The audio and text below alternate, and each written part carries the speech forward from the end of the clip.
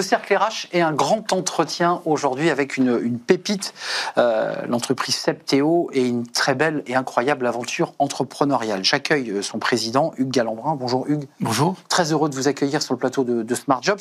Grand entretien à la fois pour parler avec vous aujourd'hui, parce que vous faites du software et vous avez grossi, et on va en parler, et parler d'IA évidemment, parce que l'IA est là, bien présent. Mais d'abord, quelques mots sur vous, parce que c'est aussi l'intérêt d'un grand entretien. Quand on regarde l'évolution de notre entreprise, d'abord, vous venez de Montpellier, vous êtes un des plus gros employeurs du bassin, si j'ai bien lu. L'entreprise a grossi, vous êtes aussi un homme passionné de sport. Vous dites que ça vous colle à la peau, mais le club de rugby de Palavas, entre autres, parce que vous floquez du handball, du volleyball, et vous êtes très impliqué dans le sport. Juste une question personnelle, le sport, en quoi le sport vous a aidé à construire? Je sais que vous êtes un sportif et un judoka ceinture noire.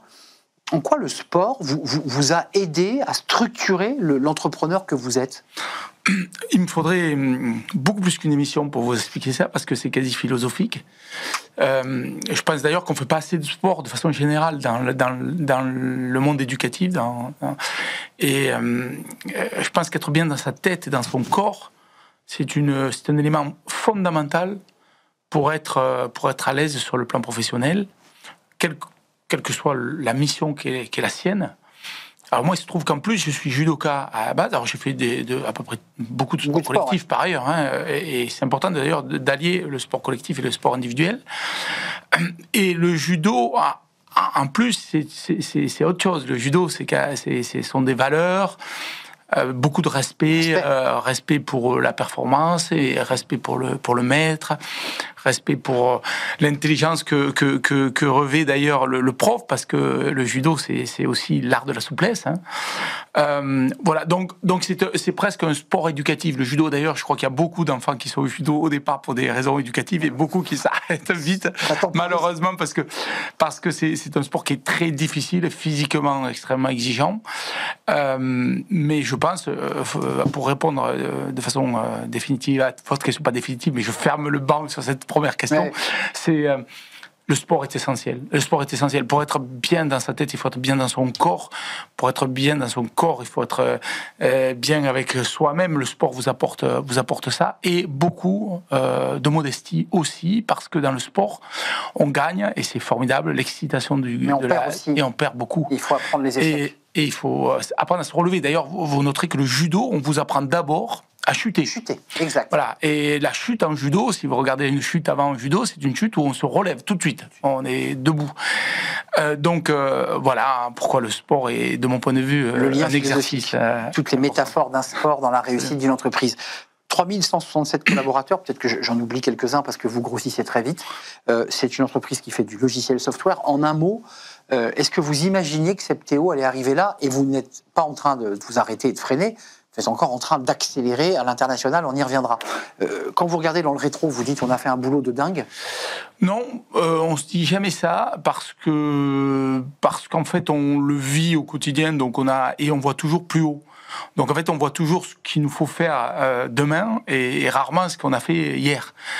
Et je pense d'ailleurs que ce que je dis là vaut pour 95% des entrepreneurs de France. Ils regardent devant, ouais. Voilà. Et d'ailleurs, actuellement, on dans la période aujourd'hui, qui est quand même une période un peu compliquée pour les entrepreneurs, où quand même on a l'impression, quand on est entrepreneur, qu'on a piqué dans la caisse.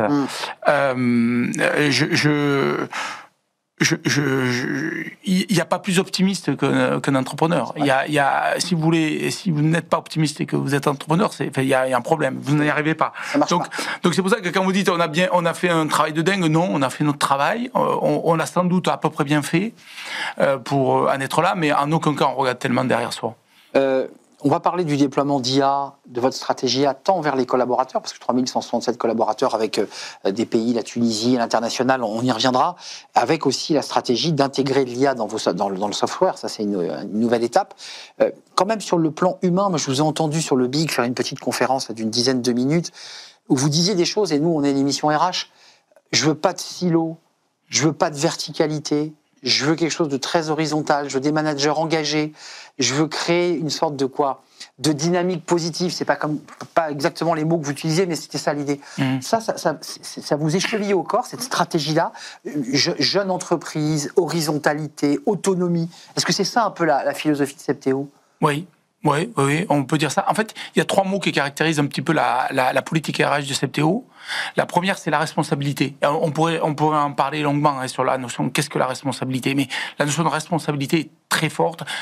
Donc, pour donner de la responsabilité à chacun de ses collaborateurs, il faut quand même leur laisser de l'espace. Et il ne faut pas non plus leur mettre une hiérarchie insupportable au-dessus, parce qu'ils ne comprennent plus du tout le sens de leur mission. Donc, la responsabilité est un élément important. Le deuxième élément qui est tout aussi important, c'est la performance. Parce que la responsabilité va de pair avec la performance. Si vous demandez à un collaborateur d'être responsable, mais il a pas de performance à sortir, la responsabilité n'a aucun enjeu. Oui, exactement. Sport. C'est les 3 critères que je vais vous exprimer là sont des critères que vous pouvez appliquer à tous les sports collectifs. Et pas que collectifs d'ailleurs, individuels également. Et le 3e élément, c'est le plaisir. Parce que si vous êtes responsable, vous allez prendre du plaisir et vous allez avoir de la performance. Si vous êtes performant, vous allez prendre beaucoup de plaisir. Si vous avez pris du plaisir, vous allez devenir responsable, etc. C'est le cercle vertueux de la performance dans l'entreprise. Et ce cercle vertueux de la performance d'entreprise, il est défait par les liens hiérarchiques, par les silos qu'on crée partout dans les entreprises dès qu'elles grandissent. Mais nous aussi, on est confrontés à ces problématiques-là. C'est-à-dire, en grossissant, vous êtes confrontés systématiquement aux silos et aux strates hiérarchiques. Et je passe mon temps à essayer de casser ces silos et à casser ces strates hiérarchiques. Vous avez décidé de prendre la parole, de vous exprimer là dans les médias et un peu partout, parce que vous dites Septéo, c'est très bien, ça vivait un peu en vase clos dans le département, non pas de l'Hérault, mais de Montpellier. Là, on sort de l'ombre, et vous sortez de l'ombre aussi pour expliquer que, en plus du software, de vos logiciels qui sont un peu dans notre vie quotidienne, vous dites que quand on se marie, vous êtes beaucoup dans les logiciels de notaire, d'avocat, donc un peu le quotidien des Français, sans savoir que Septéo est derrière. Vous dites, on va aussi lancer un déploiement de formation IA. Pourquoi vous accélérez sur ce sujet ? C'est le moment ? Vous y croyez ? En fait, il y a toujours 2 jambes dans l'IA. Il y a la jambe interne et la jambe externe pour les entreprises comme les nôtres, qui sont des entreprises de la technologie. C'est les entreprises du software qui sont obligées d'intégrer dans leurs produits des nouvelles technologies tout le temps, tous les jours. Et l'IA arrivant, forcément, l'ensemble de nos professionnels vont travailler de façon très différente. Et nous, on est des acteurs de la transformation de la vie économique française. D'ailleurs, je ferai une discussion. Le deuxième élément, c'est comment, effectivement, on utilise l'IA en interne, mais on utilise pour dire, c'est pas une techno tout à fait comme les autres, l'IA. C'est une techno qui disrupte beaucoup et qui va donner beaucoup de force à lui-même, mais qui va donner des compétences et qui va obliger à des compétences différentes. Je ne sais pas si je m'exprime bien. Si, c'est très clair. On va avoir besoin d'humains. C'est-à-dire encore plus humains. Voilà. C'est-à-dire, on n'a pas besoin de techno dans les entreprises. On a besoin d'être doué d'émotions. Mais accompagné d'un outil qui peut être l'IA. Les outils, effectivement, seront à leur place.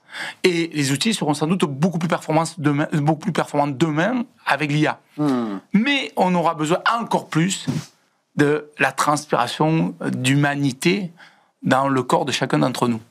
Donc cette espèce d'équilibre, et malgré tout, vous l'implémentez en interne, ça c'est une volonté, c'est évident. Il y a quand même l'enjeu international. Quand on parle de software et de logiciel, l'inconscient collectif se dit, c'est des boîtes américaines. Septéo, c'est une entreprise française, mais c'est intéressant de valoriser aussi l'entrepreneuriat français sur ces sujets. Parce qu'il y a une telle mainmise de l'Inde, de la Chine et des États-Unis. Parce on passe souvent LLM, bien qu'on ait Mistral en français, mais on passe souvent LLM. Alors LLM, c'est vrai que c'est beaucoup américain, chinois, un peu français, du coup, un peu européen. Mais on ne pense pas à la façon dont l'IA va se projeter dans la vie de tous les jours, notamment dans le B2B. Et qui va transformer l'ensemble de ces métiers dans la vie professionnelle ? Ce sont des acteurs du software. Et ça, je crois qu'en France, on passe complètement à côté. Alors, on fait très attention à nos industries de l'armement, normal, et on a bien raison. Surtout en ce moment. On fait très attention à nos industries dans la santé, et on a bien raison, parfait. Mais l'enjeu de demain, c'est la data. Et c'est la transformation digitale de la vie de la nation. Et ça, on passe complètement à travers. Ce sont des boîtes du logiciel, des boîtes de software qui font la différence. Est-ce que vous êtes capable de me citer des grandes entreprises du software françaises ? Personne n'en cite une. Alors, vous êtes capable de citer Mistral, de 3 ou 4 startups ici ou là. Bon, c'est très bien, il en faut des startups. Citez-moi les 3 ou 5 plus grandes entreprises du software française. Septéo, mais mais il y en a d'autres.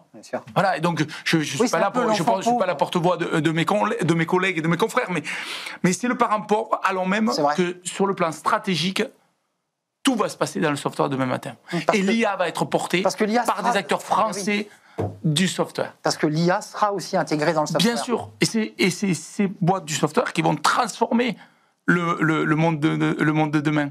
La vie économique française, dans chacun des métiers, alors nous, dans nos verticaux, effectivement, on va transformer avec des IA, mais Dassault Systèmes dans son domaine, Cegid dans son domaine, et d'autres, là je vous ai cité quelques grands acteurs du software aussi en français, mais chacun dans son domaine va transformer, évidemment, en apportant des solutions d'IA. Mais vous, le dirigeant que vous êtes, donc qui pensait d'abord l'optimisme et qui pensait loin, qui pensait devant, c'est quoi la R&D qu'on déploie? Parce qu'il y a quand même énormément d'investissements en software déjà en R&D, de base, mais en plus en IA, il faut encore plus apporter des solutions et travailler. Je pense que vous êtes dessus. Oui, tout à fait. Oui. Alors, c'est à la fois des outils, à la fois des compétences, de la formation, c'est aussi souvent des briques technologiques. On achète pas mal de briques technologiques pour apprendre à fonctionner différemment. Parce que, vous savez, je crois que c'est Schweitzer chez Renault, quand il avait lancé, alors je peux me tromper, donc j'espère que je ne me trompe pas, mais je crois que c'est lui qui avait lancé Dacia. Et je me rappelle d'une phrase qu'il avait dit. Marc Roumaine. Il avait dit, en fait, je ne pouvais pas le lancer chez Renault. Parce qu'en fait, le modèle était tellement différent, il avait fallu que je Voilà. Il avait dit, il faut que je fasse un laboratoire à côté. Je ne sais pas si ça marchera ou si ça ne marchera pas, mais il faut que ce soit complètement différent. Là, ça a marché. On se rappelle que des succès, d'ailleurs. C'est comme pour Tesla, qui n'est pas créé par General Motors. Bien sûr. Donc, en fait, il faut absolument... Qu'est-ce qu'on fait? On déploie des labs à côté, et parce que d'abord, il faut aussi qu'on continue à fonctionner parce qu'on a des tas de clients, on a beaucoup de clients, donc il faut que les clients continuent à avoir leur Et en parallèle. Mais parallèlement et à côté, il faut qu'on réfléchisse différemment et qu'on s'organise différemment. Donc en fait, il faut acheter toutes ces briques et ces logiques de pensée différentes propres à l'IA. Avant de nous quitter, encore une fois, vous évoquiez l'optimisme, ça me fait penser à un sondage PwC pour les Échos là, qui est sorti il y a un an, où effectivement on voyait que les entrepreneurs étaient optimistes, hormis le contexte un peu incertain de budget et de débat politique. Comment vous vous projetez dans l'avenir là? Parce qu'on est dans un tournant technologique, dans une révolution technologique avec beaucoup d'incertitudes. Comment vous vous projetez, et comment vous projetez les 3167 collaborateurs de Septéo? L'optimisme en tant que tel n'est ni une vertu, ni pas une vertu. Enfin, je veux dire, c'est ce qui est en fait très intéressant dans le virage qu'on est en train de vivre, c'est justement l'excitation d'être acteur d'une transformation sociétale fondamentale. Et je le disais hier, je recevais un prix de la lettre M à Montpellier, vous voyez, et en fait, à leur métal, je disais, avant-hier, il y a mon fils qui est en 4e qui me parle du XVIe siècle. Il avait une leçon d'histoire. Je lui dis, l'histoire, ça ne s'apprend pas, ça se comprend. Et on comprend les transformations de la vie en comprenant l'histoire. C'est toujours un environnement. Je pense que on ne comprend pas le XVIe ou XVIIIe siècle, cette période de 16-18. Si on n'a pas compris. Si on n'a pas compris qu'on avait découvert l'Amérique et qu'on avait découvert l'imprimerie en même temps, d'où la réforme, etc. Et on ne comprendra pas le monde qui arrive si on n'a pas compris que Internet est arrivé en 2000, qu'on a créé des gigantesques data centers et que l'IA est arrivée là derrière. Et que ce monde qui s'ouvre va être totalement transformé par ces inventions qui sont des inventions qui sont de nature non pas techno, évidemment technologique à la base, mais sociétale. Sociétale, parfaitement d'accord. Merci beaucoup, Galambrin, d'avoir fait un détour par le studio de Smart Job. C'est un vrai plaisir de vous accueillir. Président de Septéo, une très belle entreprise, une pépite et aussi une aventure entrepreneuriale humaine avec toutes vos équipes qu'on salue. Merci de nous avoir rendu visite et à très très bientôt. Merci. On tourne une page, on s'intéresse à notre invité et c'est tout de suite, c'est le livre de Smart Job.